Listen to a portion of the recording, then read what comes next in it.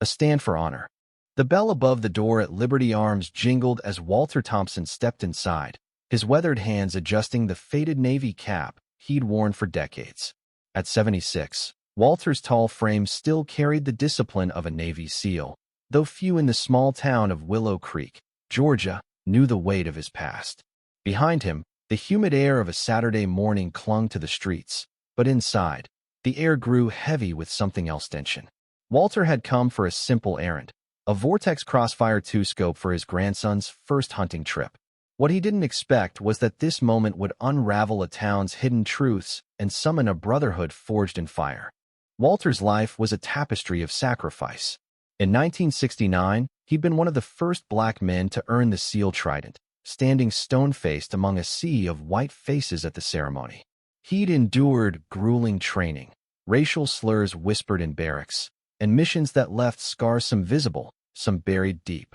A faded photo in his living room showed him receiving a classified medal after a night in Cambodia that nearly cost his team their lives. Now, retired in Willow Creek to be near his daughter, Sarah, and grandson, Nathan, he mentored young veterans at the local VA, offering wisdom to those battling PTSD and prejudice. But today, he was just a grandfather, or so he thought. Liberty Arms had a reputation.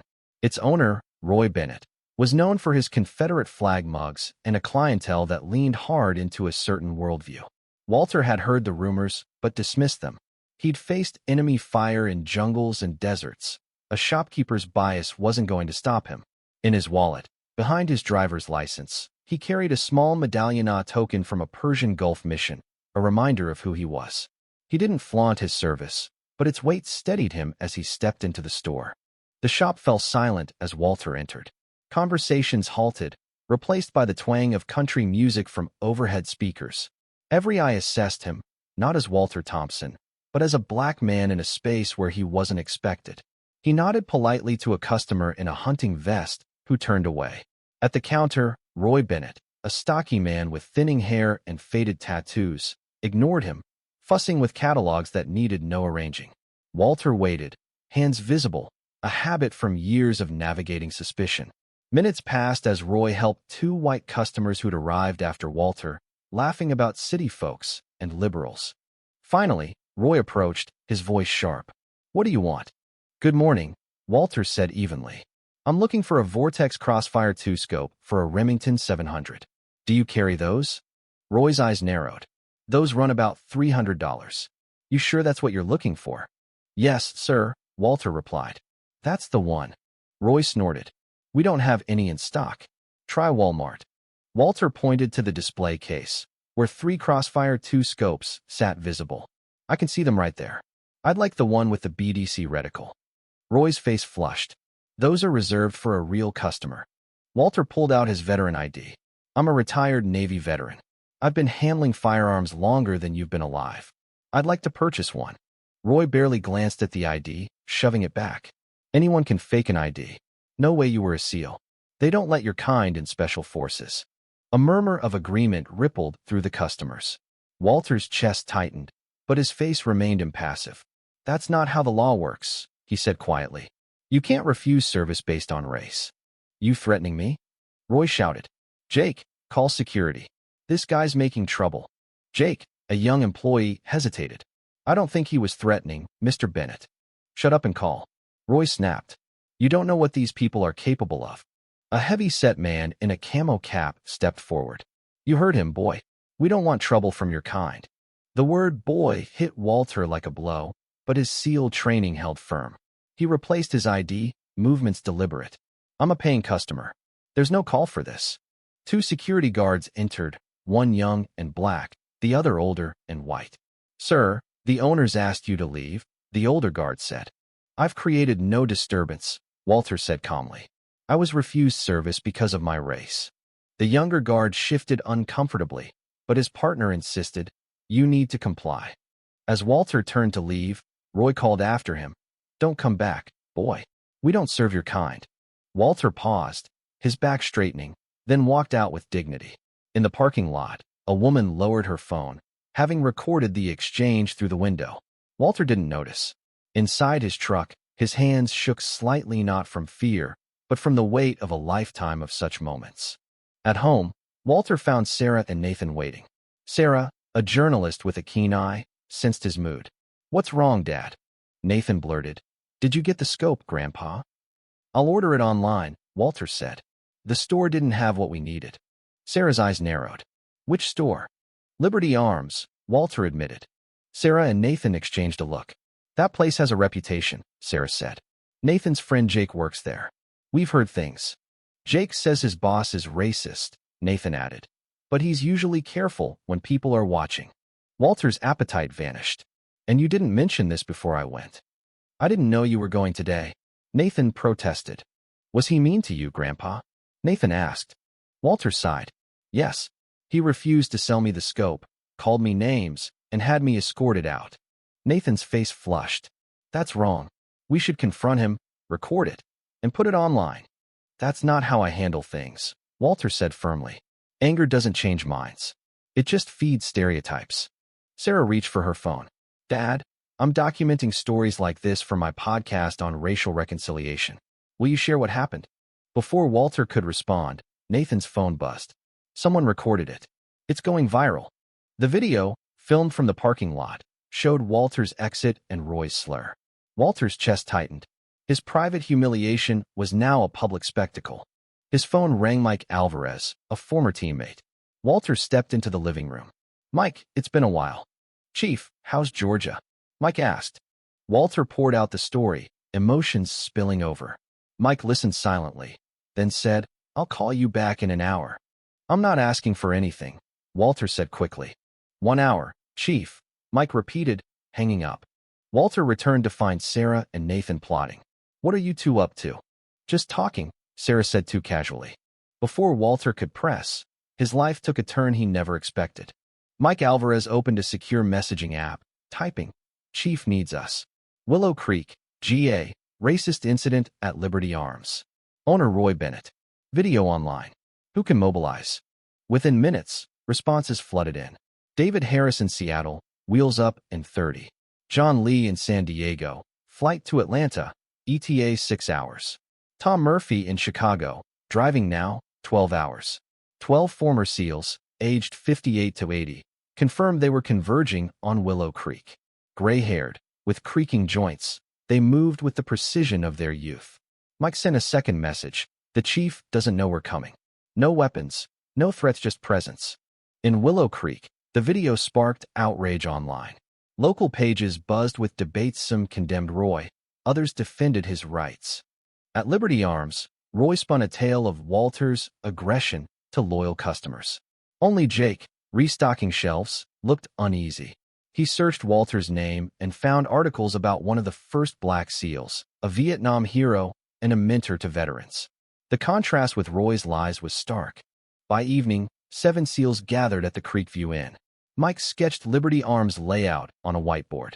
Chief was denied service because of his race, verbally abused, and removed.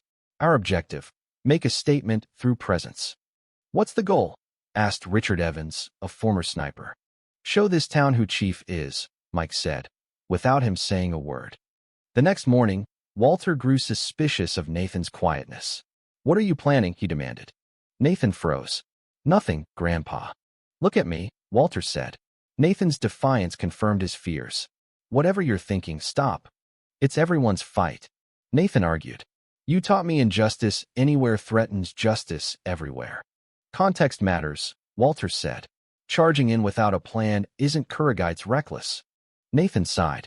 "We were going to protest, make signs, film it. About 15 of us." "Call it off," Walter ordered. "Adding teenagers to a volatile situation is dangerous." Nathan messaged his friends, but a knock interrupted. Mike Alvarez stood on the porch. "Mike, what are you doing here?" Walter demanded. "Told you I'd call back," Mike said with a shrug. "Who else is here?" "Just catching up," Mike said innocently. "Mind if I meet your grandson?" Walter relented, introducing Nathan. Mike shook his hand. "Your grandpa saved my life more times than I can count. Best leader I served under." Nathan's eyes widened. "You were a SEAL too?" "Among other things," Mike said. "Heard you're stirring things up online." "He made me cancel," Nathan muttered. "Smart man," Mike said. "Timing matters." Sarah called. her voice tense. Dad, a group of older men lined up outside Liberty Arms. The news says they're SEALs. Is this connected to you? Walter glared at Mike, who took the phone. Ms. Thompson, Mike Alvarez. Just old warriors standing for one of their own. Bring that medallion, Chief. What have you done? Walter demanded. When one of us is disrespected, all of us are, Mike said. You do the same. Nathan urged. Grandpa, let's go. Walter sighed, outmaneuvered.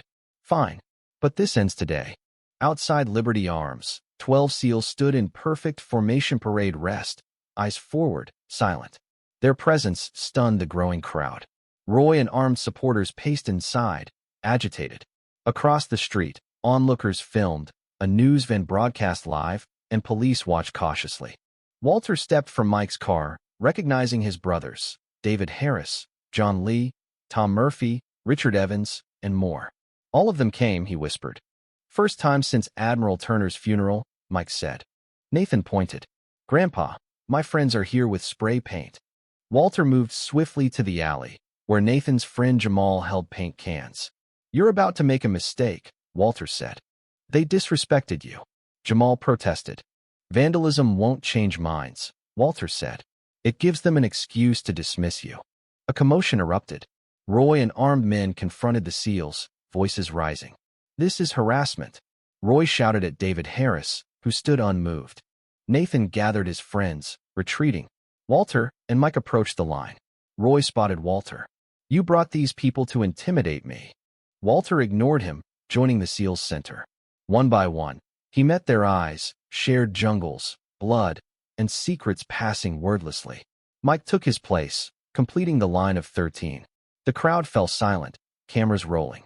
Jake pushed through, holding Walter's veteran ID. Mr. Thompson, you left this. I'm sorry it wasn't right. He faced the crowd. Mr. Bennett lied. Mr. Thompson was respectful, and he was treated horribly because of his race. I quit today. He continued. Mr. Thompson was one of the first Black SEALs. He earned the Navy Cross, Silver Stars. I should have spoken up. A murmur spread. Roy's supporters shifted uncomfortably. A woman, Dr. Clara Hayes, stepped forward. My husband and I were refused service last year. Mr. Bennett lied about you, too. A pastor added. 3 of my congregants faced the same. More voices joined, exposing years of discrimination. Roy's allies drifted away, sensing the tide turning. David broke formation, addressing the crowd. I'm Commander David Harris, Navy retired. Chief Thompson was one of the first Black SEALs, leading missions that saved lives. He earned honor that most never will. When he walks into a store in the country he defended, he deserves respect. The crowd stilled, absorbing the weight. Roy retreated to his doorway, deflated.